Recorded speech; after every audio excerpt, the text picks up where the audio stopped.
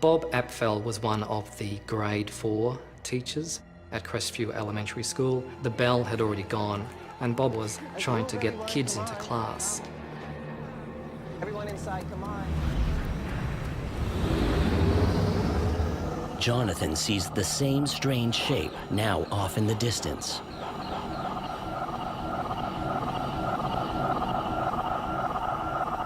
It didn't look as though the object was about to crash or land or come down anywhere near the school. It was still some distance away. Let's go, come on, guys.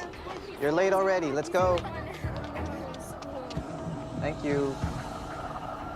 What the heck is that? Are you seeing this? Young lady, inside, please. Jonathan, come on. Inside, sir. What's wrong, Jonathan? Mr. Apple, what is that? Bob Apfel knew straight away this was something out of the ordinary. There were various airfields around the school, so you would be familiar with aircraft in the air, what they look like.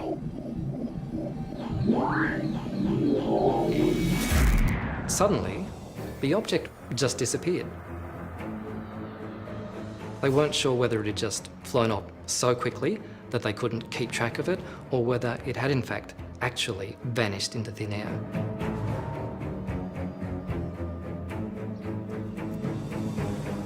There was an element of shock, an element of disbelief. They needed to go back to their normal daily routine while they processed what it was that they had just seen. But what happened the next day, that's what really makes this case stand out. As well, I'm happy to announce that $35 was raised for band instruments.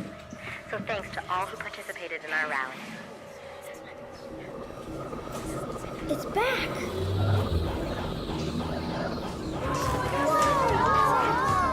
This time, it's a different sighting.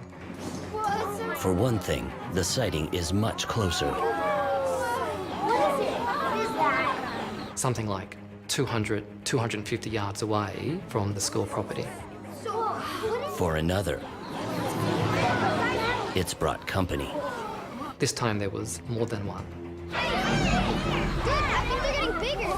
There was one larger object and two smaller objects, and the two were acting like escorts. People saw something they couldn't describe or have never seen before. The larger object suddenly slows to a near stop.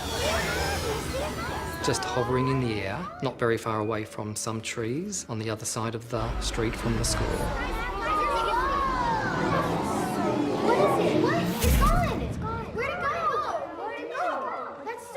The witness described the objects leaving the area by simply disappearing. Was there a minute ago? It's not a very long experience, probably something like 30 seconds, perhaps a minute. Amidst the chaos, What is going on? Mr. Apfel finally arrives. They're back. And kids go rushing out of the classroom.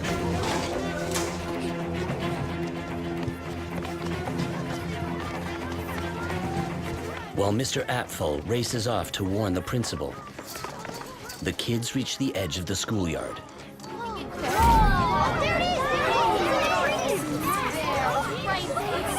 Where the largest of the three objects reappears, offering them a perfect view.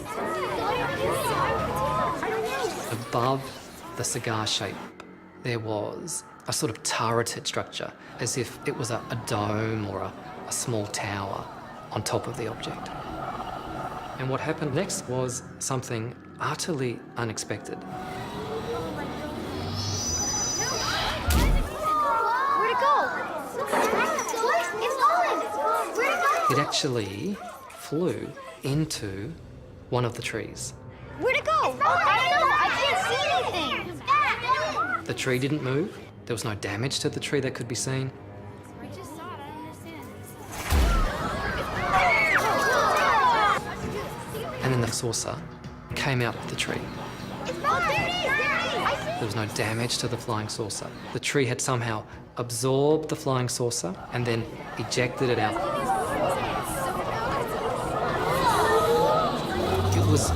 something that was really beyond their comprehension. There was this definite sense of wonder and excitement.